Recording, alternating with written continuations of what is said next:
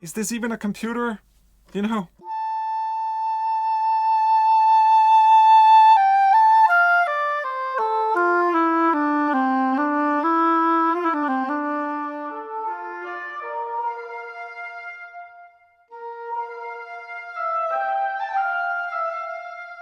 Warm, smooth, melancholic, mellow, nostalgic, expressive, and dark.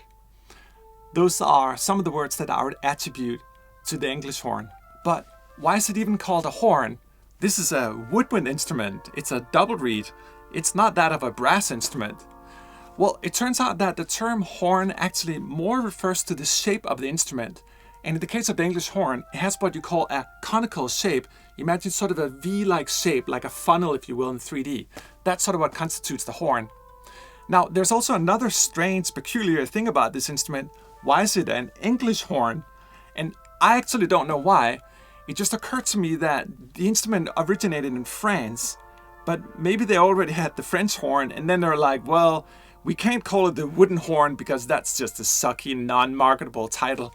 So maybe we'll call it the English horn, or the Cor Anglais if you're really, really posh. A couple of years ago, we were lucky enough to record one of the greatest English horn players in Europe, and really capture the soul of her performance and her connection with the instrument in such beautiful detail.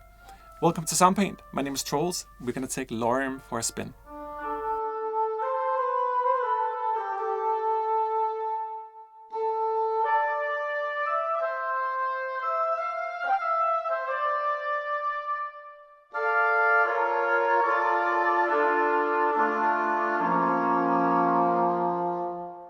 Here's a combination of 3 different legatos with different microphones and a really spacious kind of reverb, but all sort of legato and out of space.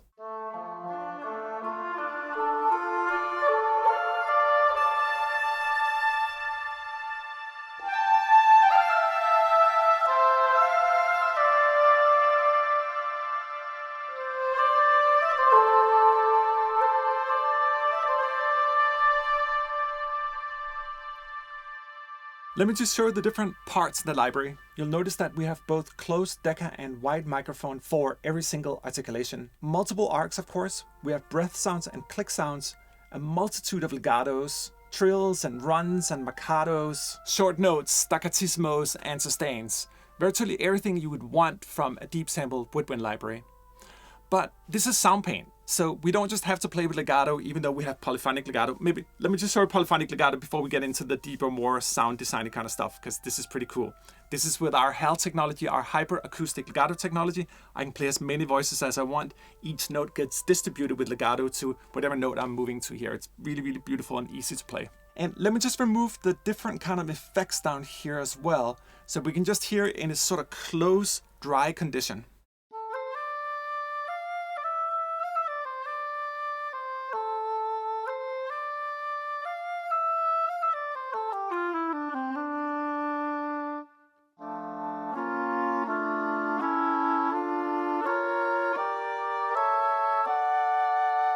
Sounds more like English hornish.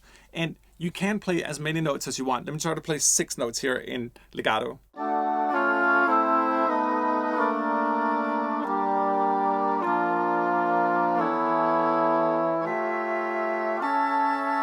It's so neat to be able to play a solo, then weave into a chord, and then go back to a solo again, in the same sense that we play a piano.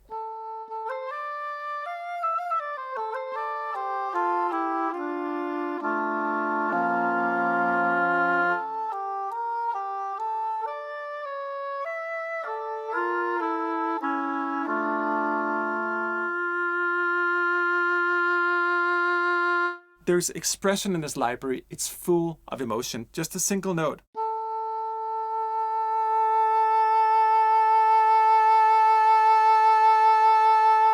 There's poetry in that note. I can feel it. This is a real human being. You can feel the arc. Even though the volume is sort of the same, the intensity of the vibrato changes, and it's just so human.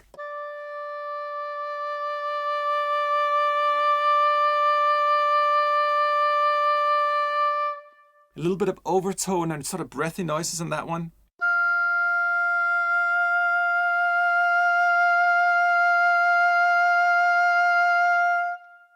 Isn't it beautiful? This is what the library is about. Lorium is all about that beautiful, deep, nostalgic, expressive wooden darkness that is in the instrument and in the performance of the player as well. But this for me is when samples become a joy. I'm not just playing some static like "deh" where the player is uninspired. You can hear the beautiful emotion here. Once you start playing it together,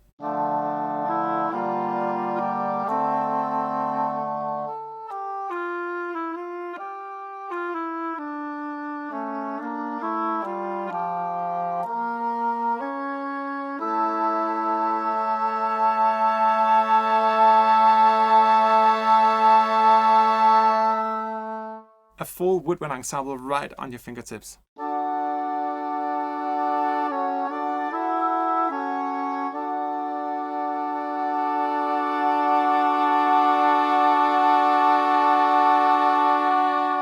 Is this even a computer? You know?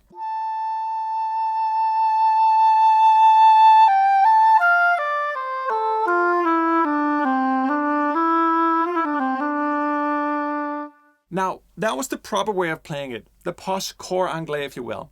But this is Soundpaint, and there's so much more we can do. We have an explosive ocean of possibilities in front of us. This one here is called Choral Pad.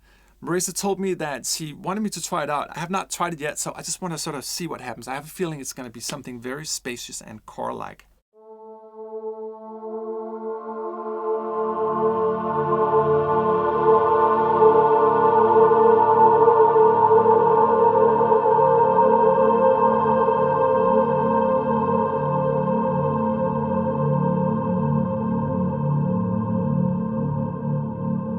I mean, what's going on here? Sometimes for me, effects can be beautiful when they really make an instrument into something entirely different. Obviously, this instrument can totally stand on its own, but there's something beautiful going on here in terms of how the different effects are combined here. Let me just try to shut some of them off here so we can listen a little more to the sort of root of the sound here. What a gorgeous sound.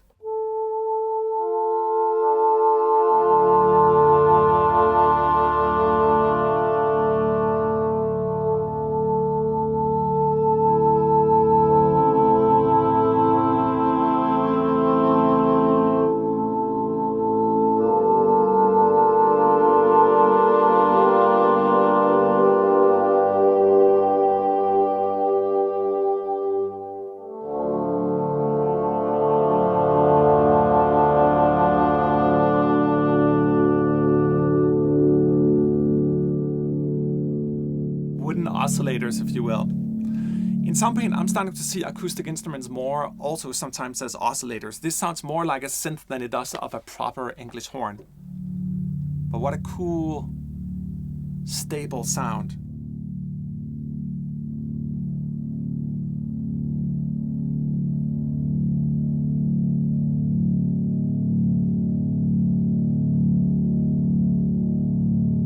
Those are overtones that are baking into the instrument. It's so beautiful. You know, see it as an acoustic discovery sometimes being in Soundpaint. It's sort of like deep in the DNA of the sound. We're deeper in seeing what's going on here. Let me play with a couple of arcs here as well.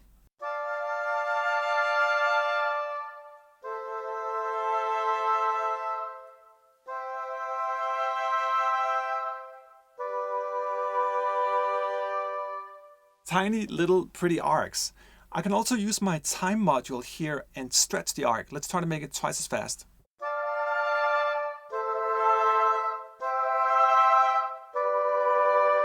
Sounds like a very nervous player. That's because we're twice as fast, so the vibrato is a little bit too extreme, unless you really want a sad sort of nervous kind of sound. But maybe if we go down here to like around 31%.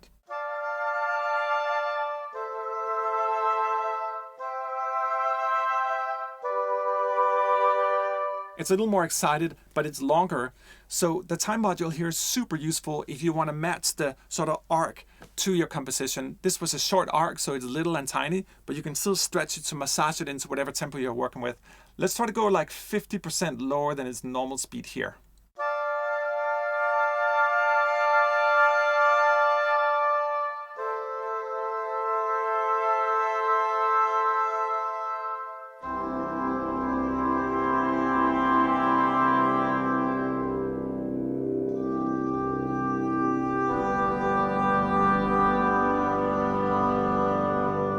sort of slow motion arc.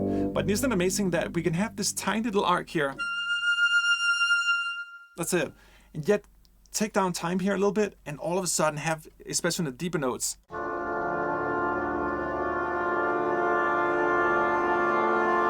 almost sounds like a pipe organ. Let's add the shimmer here, which has sort of a pipe organ quality to it.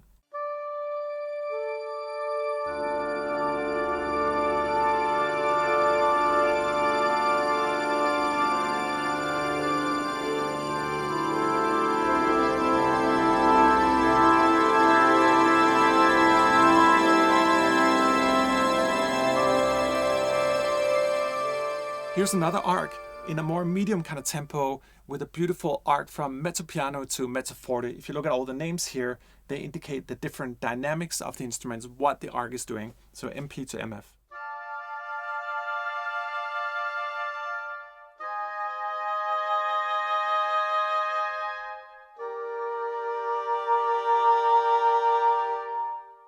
And you'll notice that I moved the mod wheel here. We do have an arc baked into the sample. This is a human performance, but I can sculpt further here on the mod wheel. You'll notice when I move it up and down here that the EQ gets a little bit brighter in the top. It's not a lot, but it's enough to give it a little bit of a... You can sort of swoop it a little more. If you want more than that, you can also go up here, right-click, say MIDI CC Automation, and assign it to a mod wheel. Now I'm taking the volume of the entire instrument and sculpting that on top of the volume.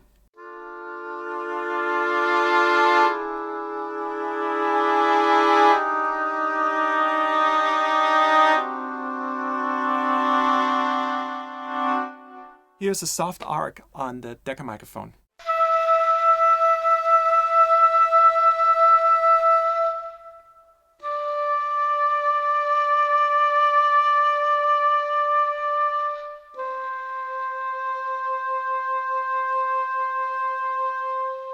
I like to sort of feel the sound and move with it when I make music, and also in the DAW. It just helps me just feel it more.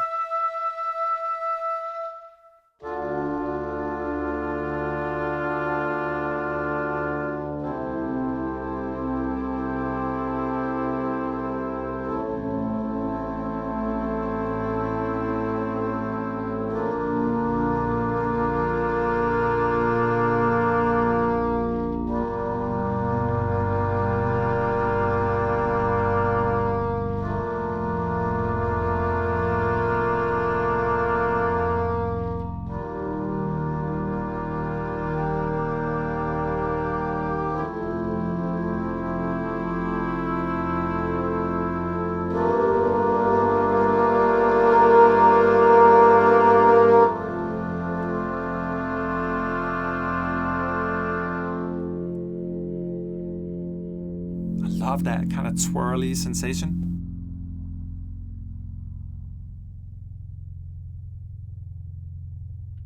That's a growling English horn right there. A beautiful monster, maybe.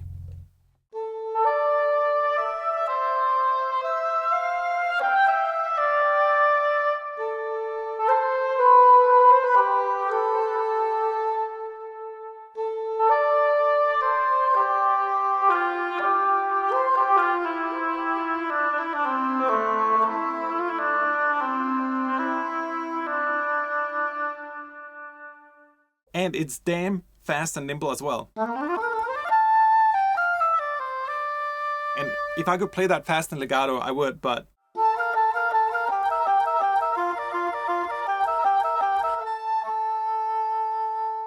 You know, us mere mortals can only try. Let's go down here to another legato.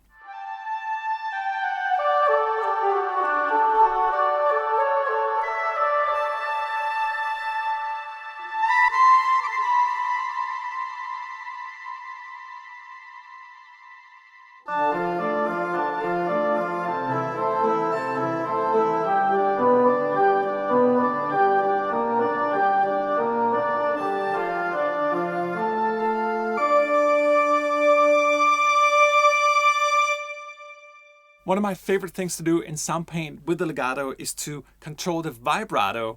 So with this one here, when I move the mod wheel, if you notice here, you'll see the speed go up here, so I can control the speed of the vibrato while I'm playing polyphonic legato.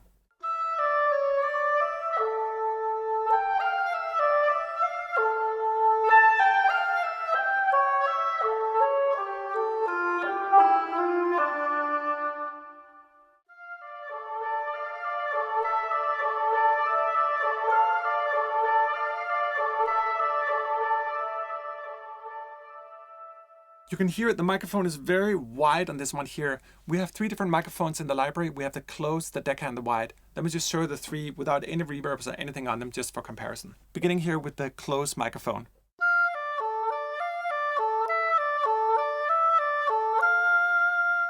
And the Decca.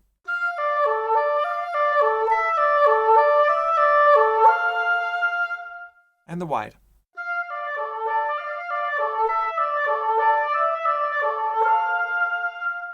And 3 microphones for me, the close, the Decca, and the wide, really just represents what I need for my orchestral compositions. I don't need a gazillion more than that. Give me something up front, give me the beautiful Decca, give me something a little more far and wide if I want to get into the sort of deeper parts of the hall with the orchestra and the players. That's all I really need. We also have Marcatos in the library. I like to normally add a staccatissimo on top of the Marcatos here to get a little more of a percussive accentuation if I want it.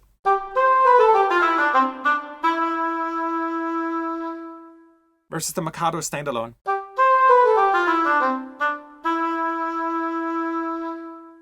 And these also run robin bass, so if you play the same note,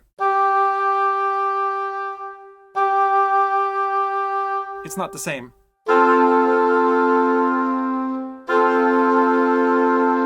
It makes it sound more alive even when we're not using stuff like legato and stuff. We also have runs in the library. They're organized in 2 ways on the keyboard, so you have both going up and going down on the runs.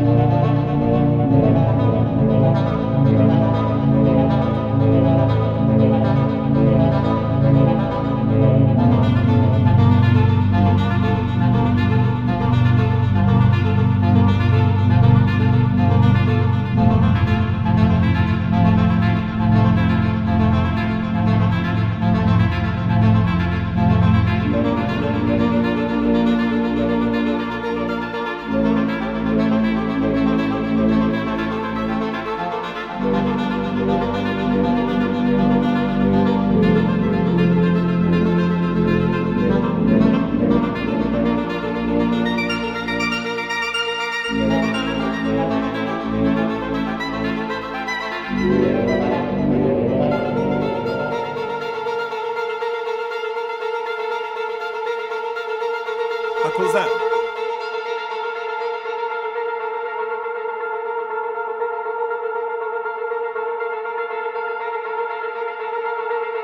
This is exactly what Soundpaint is about.